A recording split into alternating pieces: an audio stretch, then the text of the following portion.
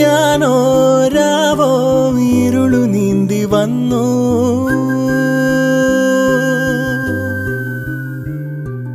ആരും കാണാതകലെ കാത്തു നിന്നു